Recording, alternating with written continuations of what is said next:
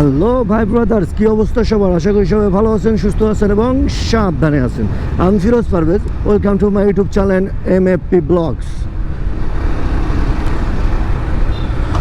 তো আজকের ভিডিওটার টাইটেল এবং থাম্বনেল দেখে আপনারা বুঝেই গেছেন যে কি নিয়ে আজকের ভিডিওটা হচ্ছে। তো আজকের ভিডিওটা হচ্ছে এই জিক্সার মোনোটন বাইকটার কিছু খারাপ দিক নিয়ে শেয়ার করব আপনাদের সাথে।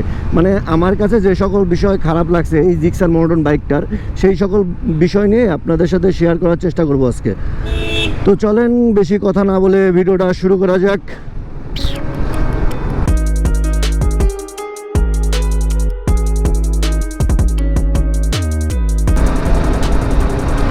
তো এখন বলি এই বাইকটার প্রথম যে দিকটা খারাপ লাগছে আমার কাছে, সেটা হলো এই বাইকটার গিয়ার শিফটিংটা।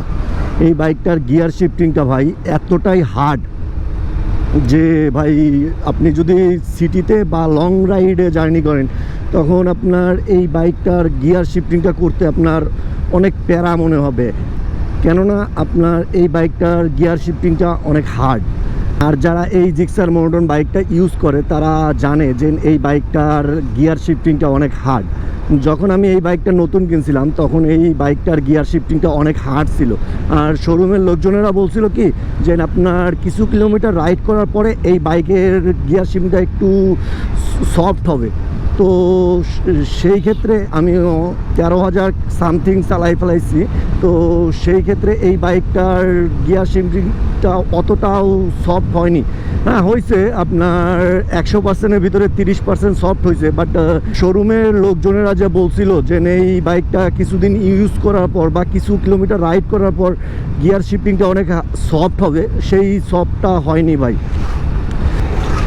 আর আপনার যদি এই বাইকটা ডেইলি রাইড করেন আর আপনার পায়ে যদি জুতা থাকে তাহলে আপনার ওই জুতার অংশটা আপনার একটা দাগ হয়ে যাবে গিয়ার শিফটিং করতে করতে, কেননা এই বাইকটার গিয়ার শিফটিংটা অনেক হার্ড।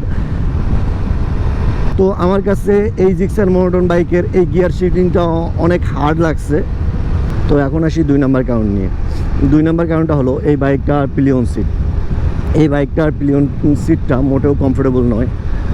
ধরেন আপনি একটা বাইক কিনতেছেন আপনার ফ্যামিলির জন্য, ফ্যামিলিকে নিয়ে সবসময় রাইড করবেন, ফ্যামিলিকে নিয়ে ঘুরবেন টুরবেন এইগুলোর জন্য। তো সেই ক্ষেত্রে আপনার ফ্যামিলি মেম্বারদের জন্য এই পিলিয়ন সিটটা মোটেও কমফোর্টেবল হবে না, কেননা এই বাইকটার পিলিয়ন সিটটা একটু উঁচু করা হয়েছে। তো সেই ক্ষেত্রে হয় কি, উঁচু করার ক্ষেত্রে হয় কি, আপনার যখন একটু ব্রেক করবেন বা আপনার ব্রেক করার প্রয়োজন হবে তখন আপনার পিলিয়ন আপনার গায়ের দিকে আগায় আসবে। তো সেই ক্ষেত্রে মোটেও তার জন্য কমফোর্টেবল হবে না। হয় কি, আপনার ফ্যামিলি মেম্বার বলতে কি আপনার মা বাবা বা আপনার ওয়াইফ বা বাচ্চা কাচ্চাকে নিয়ে রাইড করতেছেন, তখন আপনার এই পিলিয়ন সিটটা তাদের জন্য কমফোর্টেবল হবে না। তো সেই ক্ষেত্রে আপনার এই জিক্সার মোনোটন বাইকের পিলিয়ন সিটটা কমফোর্টেবল হবে না ভাই আপনার ফ্যামিলি মেম্বারদের জন্য। হ্যাঁ, আর হ্যাঁ, আপনি আপনার বন্ধুবান্ধব মানে আপনার ছেলে বন্ধু বান্ধবদেরকে নিয়ে রাইড করতেছেন, তো সেক্ষেত্রে তাদের জন্য মোটামুটি কমফোর্টেবল হবে, তারা প্যারা খাবে না অতটা। এই সুজুকি জিক্সার মোনোটন বাইকের পিলিয়ন সিটটা অতটা কমফোর্টেবল হবে না ভাই। এখন আসি এই বাইকটার 3 নম্বর কারণ নিয়ে। 3 নম্বর কারণটা হলো এই সুজুকি জিক্সার বর্তমান টায়ার।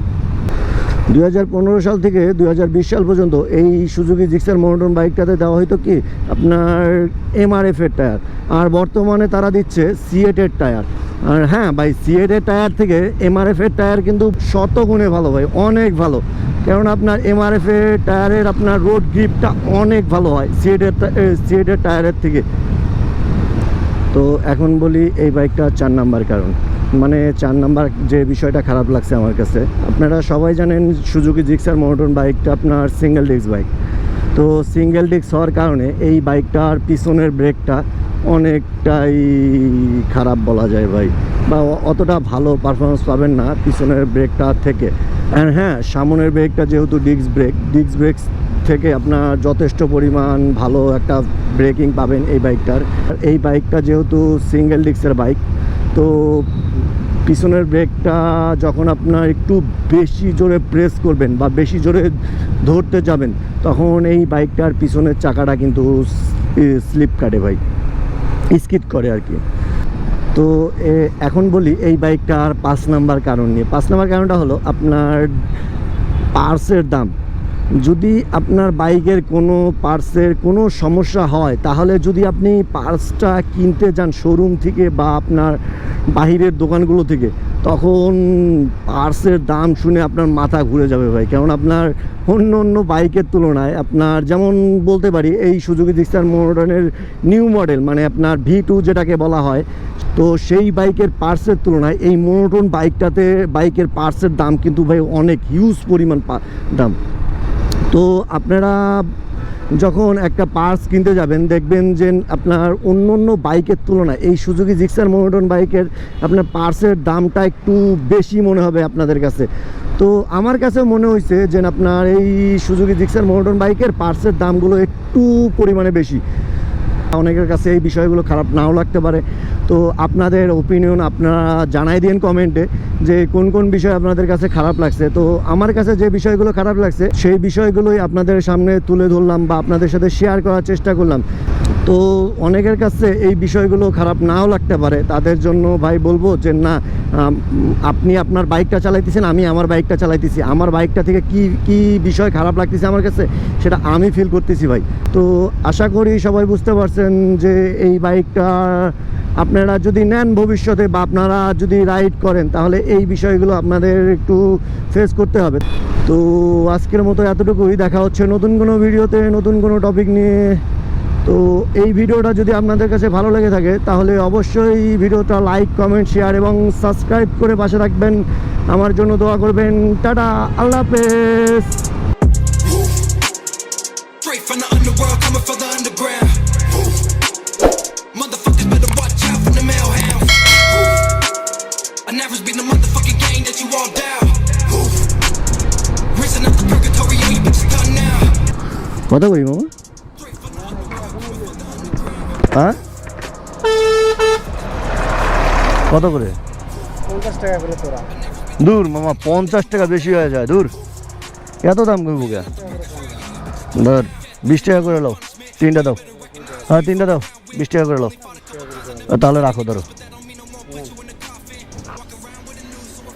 ওইটা দাও, ওইটা দাও, ওই যে ওইটা দাও, হ্যাঁ ওইটা ওইটা।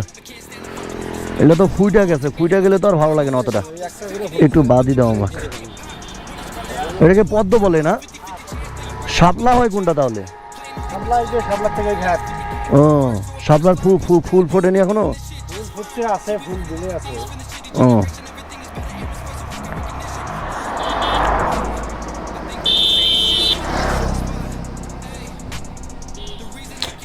দেখি এটা তো নেওয়াই ঝামেলা। এখন ব্যাগ খুলে নিতে হইব। ও ক্যামেরা চালু আছে কে?